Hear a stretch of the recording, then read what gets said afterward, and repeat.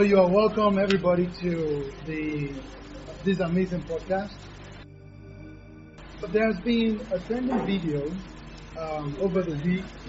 Let me just give us a background story about it. There's a particular man that came to Nigeria, and he came to marry this beautiful young woman. And on getting to the UK, after a few years, everything turned upside down. And then the woman had to really send the man away. And recently, the viral video focused on how the woman went from even removing the man from his own house to threatening to kill the man. So today, we are going to start off by looking into things, because we are going to be doing more series about it. So I want you to all key in. And the topic is the divine blueprint for marriage. And here with me today is amazing pastor, Rev'd Dr. Olawole. Yeah, thank you very much. I want to welcome everyone to this moment. I'm really excited about this, especially to talk about marriage. And I'm speaking on the divine blueprint for marriage. Many people thought that or think that marriage is what you just venture into. Anyhow, no.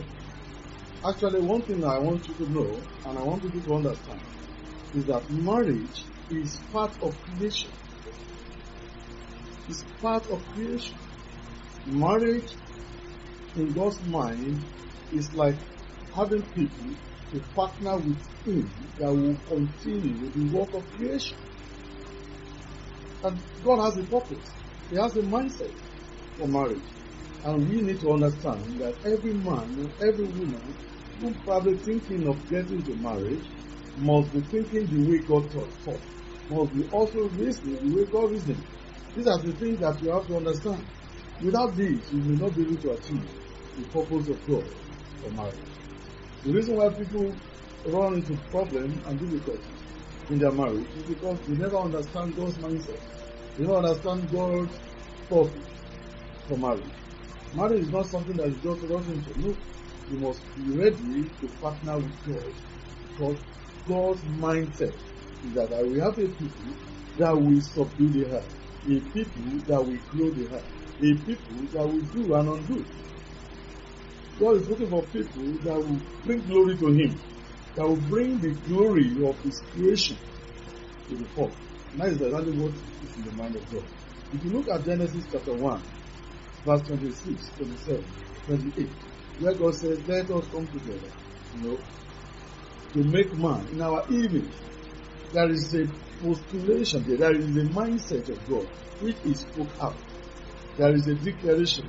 There is something that is in the mind of God, which God actually desired that these people to be created who achieve in life. So God is not intending to create people that will achieve nothing, or people that will come together to achieve their own purpose, or people that will come together or to have fun in life. No, but people that will come together to achieve a particular end. That is exactly the mindset of God. And therefore, when a man is thinking of getting married, he's not thinking of getting married to fulfill his personal desire. No. He's not getting married to fulfill the desire of his parents. No. He's not coming together to fulfill the desire of friends. No. He's not probably coming together to meet a status quo. No. These are some of the reasons why people get married today. I want to be like my friends. My friends are getting married. My parents are on me. They are disturbing me to bring my wife. These are the reasons why some people get married. Oh, I'm of age. Oh, I'm getting too old. That's the reason why we want to get married. No. Those are rubbish. Those are not the reason why you're supposed to get married. The main reason you must get married is that I want to partner with God. I want to partner with God in the work of creation. Now, God says, and I want to read Genesis chapter 1, verse 27. It says, so God created mankind in His own image. In the image of God, He created them. Male and female, He created them. Verse 28 said, God blessed them and said to them, listen, and said to them, be taught, be fruitful and increase in number. Fill the earth and subdue it. Now look at it. Be fruitful. Be fruitful. That is saying, look, continue the work of what? Of creation. Continue.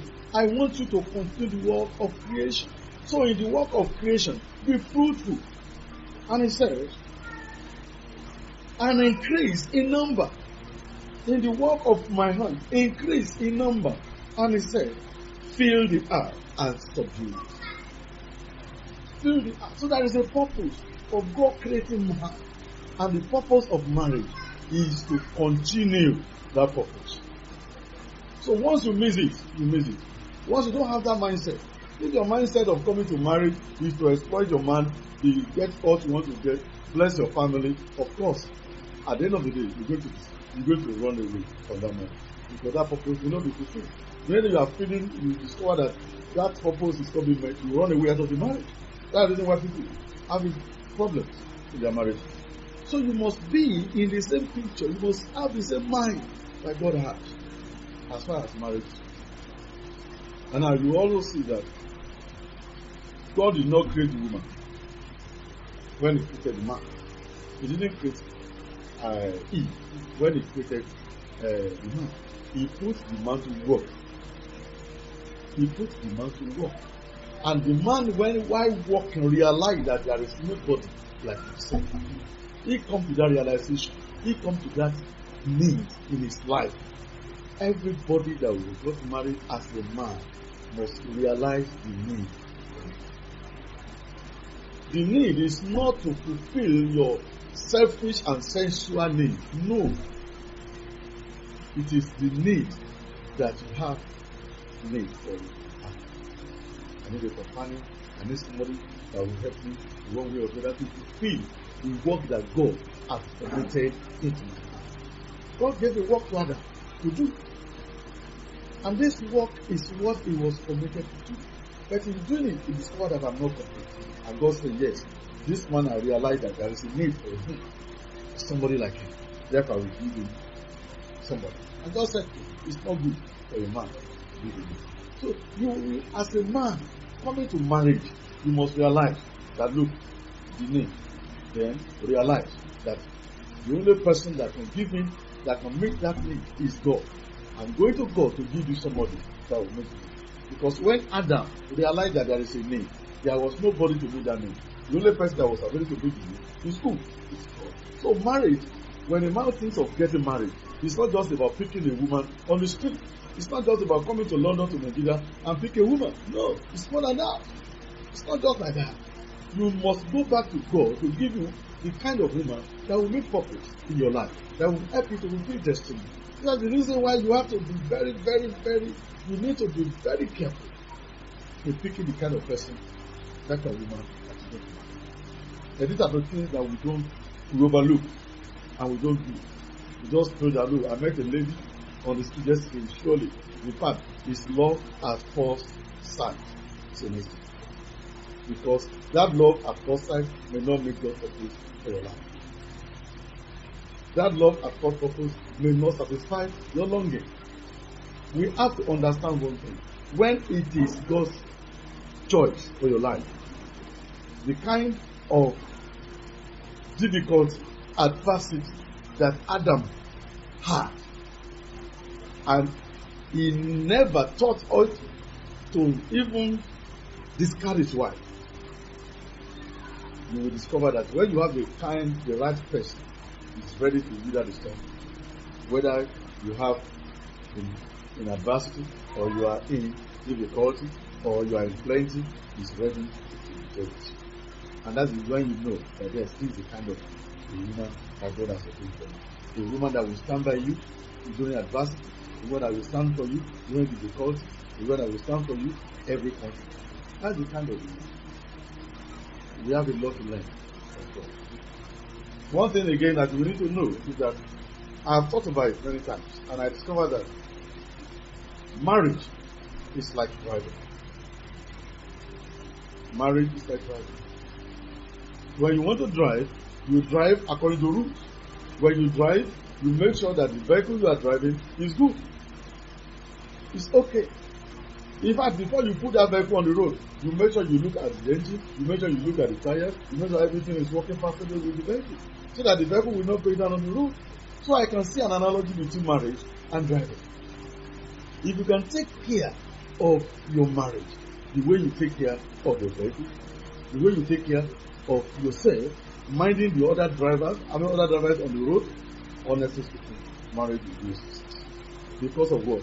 Because you are taking extra care. You know when to maintain the right speed.